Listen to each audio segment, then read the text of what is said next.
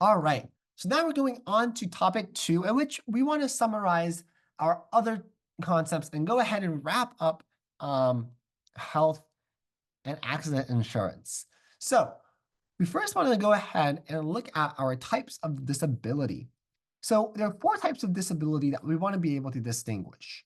We've talked about the types of disabilities in terms of like the plans, right? We've talked about individual, group, right? We've talked about some business related plans, but we want to know, well, what are the types of disability, right? What are the official classifications for those? And so we have first is our total disability, right? So the insured is completely unable to work or any duties.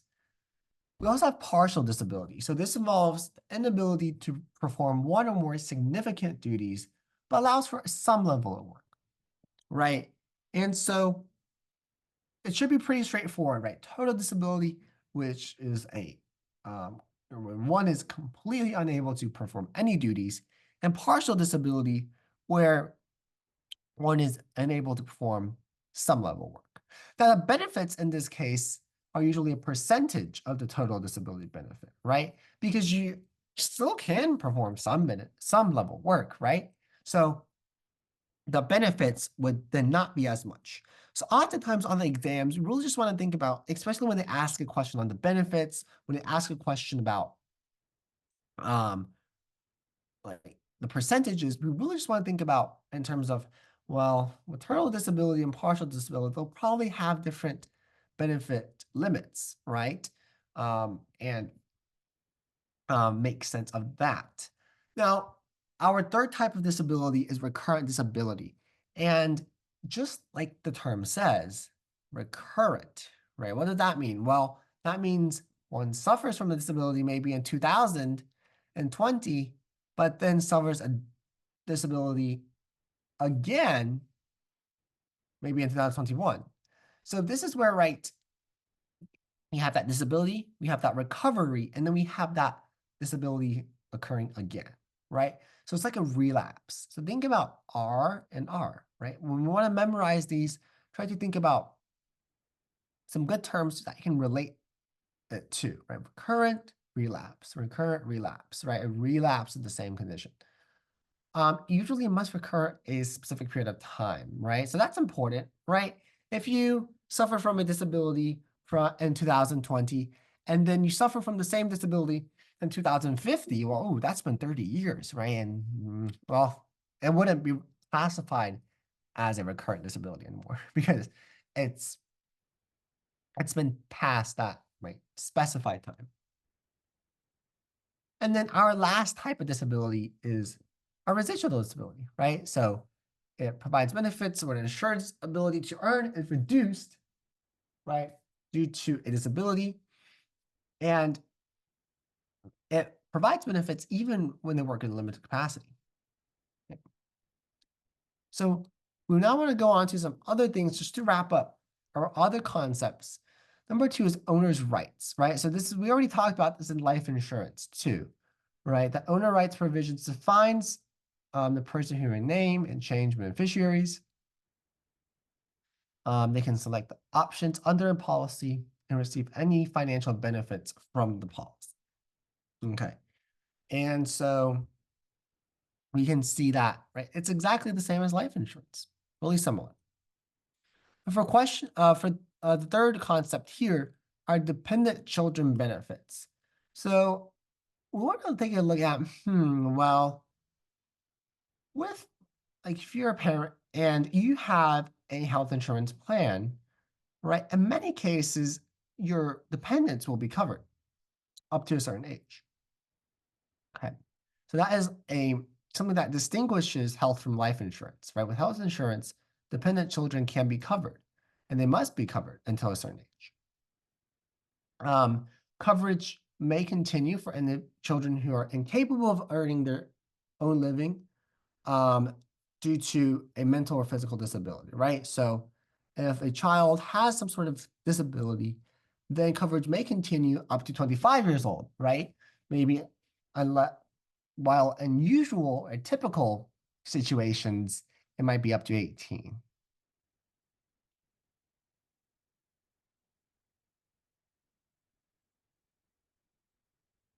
Okay, so now our coordination of benefits provision. So this is a major provision or concept that we want to talk about as we kind of wrap up our accident, sickness, and health insurance plans. And so with this one here, imagine if we have two different policies, okay? So if an individual is covered by more than one group health plan, right? More than one group health plan, that's important. So if we have Josh, right? He has one group health plan from his job, right? His job, right? He has a group health plan, and maybe it might be from the Bank of America, right? Bank of America. He works there, and he is covered, right? And their group health plan. But he also has another group health plan or a group health plan that covers him, right? Maybe his spouse, right, also has a job at another in a hospital, for example. Let's look at that in a hospital. And that group health plan that his spouse has also has a rider that also covers him, right? All entire family is covered, right? And that's pretty common. We do see that we have health plans, right? Where group health plans that not only cover the employee, but also it covers the employee's family, right? So Josh has a health plan that is directly related to his job, but also one that's kind of indirectly related to him, right, through his spouse. And so in that case, the COB, right, the coordination of benefits provision establishes what is the primary carrier, right?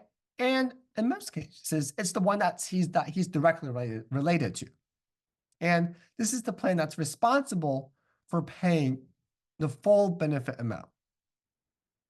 So this would probably be the primary carrier, primary provider.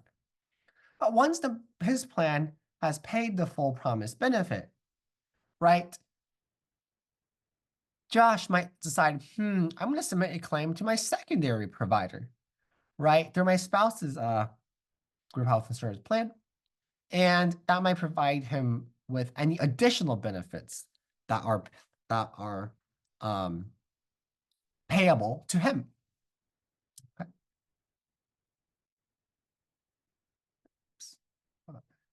So if I just label this, right, this would be the primary carrier, the PC, and this might be the secondary carrier, right here. Okay.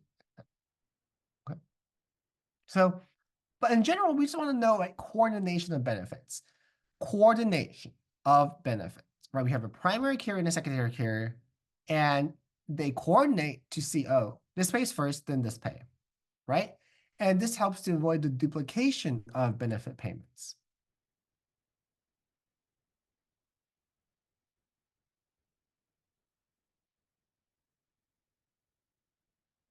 All right. So now we end off with our last three concepts we want to know. The first is we talked about, right? We looked at workers' compensation. We looked at occupational versus non-occupational health plans. And with non-occupational health plans, these are policies that do not cover injuries sustained at work. Wow. So how am I going to receive any benefits, right? If I suffer from an injury, right? So what happens is that there's something called workers' compensation, and this is something by the federal government that compensates employees for lost wages and medical expenses due to occupational accidents. So it should be pretty straightforward, in which we have like occupational and we have non-occupational health plans, right? And for non-occupational health plans, we often have workers' compensation that helps to provide benefits for that. It's important that we do know about workers' compensation, right? They compensate employees for these lost wages due to accidents that happen at work. 6 is managed care, right? So managed care, it's really another term for everything we've talked about. And so, and and on the exam, you might see these terms being thrown around, right? You might have seen pre-certification, managed care, coinsurance, deductibles, and all of them. You need to know that for all of these terms, the purpose of it is just to contain costs, right? These are provisions or terms that are explicitly mentioned in the policy for cost containment, right? For example, a high deductible health limit claims. Coinsurance is an important means of sharing the cost. We've looked at that in the previous module, right? And so this is just another term that kind of summarizes everything we've talked about. The last term that we really want to know is subrogation. So subrogation is the right of an insurer to pursue a third party that caused an insurance loss to the insured. So right for an insurer to pursue a third party. So if, for example, you were involved in a car accident, instead of the insurer paying you directly, they might pursue a third party, right? The person that caused that car accident at the first place. And they might pursue that person, right, to pay for the loss. So that's basically what the term subrogation means. It basically means just the pursuance of a third party. Okay. All right. So that kind of wraps up everything that we've been talking about. And to end off our module here, in our topic, we have some review questions, and then we'll be good to go. So let's go ahead and try and answer these questions, and then we'll go over them shortly.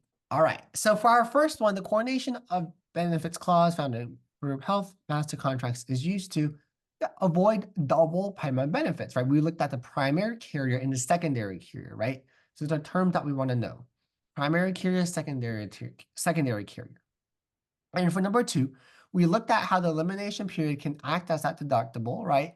And policies. And in this question, we're asking the elimination period in most disability income policies applies, and the answer is to each separate disability, right? Because depending on the severity of the disability, right, it might be 30 days, right? I gave a situation or scenario with like 30 days, 60 days, right? It could change.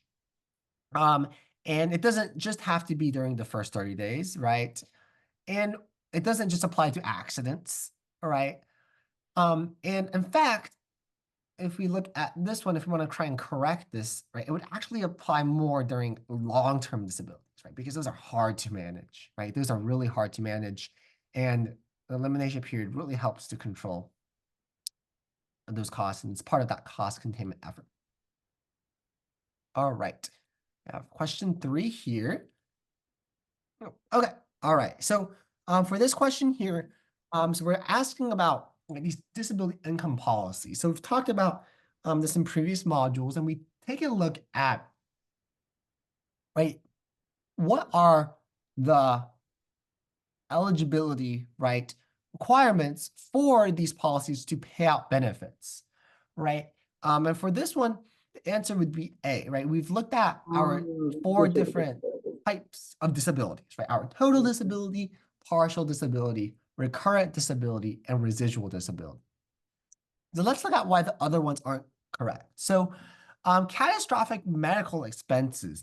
Well, these are usually more for, right, your major medical policies, right? Not your disability income policies, right?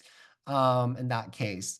C, long-term care, remember, long-term care has its own policy, right? So for disability income policies, they only provide income, right, or payments due to disabilities. Long-term care has its own policy. Remember, we talked about long-term care. We've talked about the 3 levels of long-term care as well. And then D, supplemental payments to Medicare. Remember, Medicare, supplemental payments to that is done by Medigap, right? That is not done by this disability income policy. Oops, Medigap. There we go.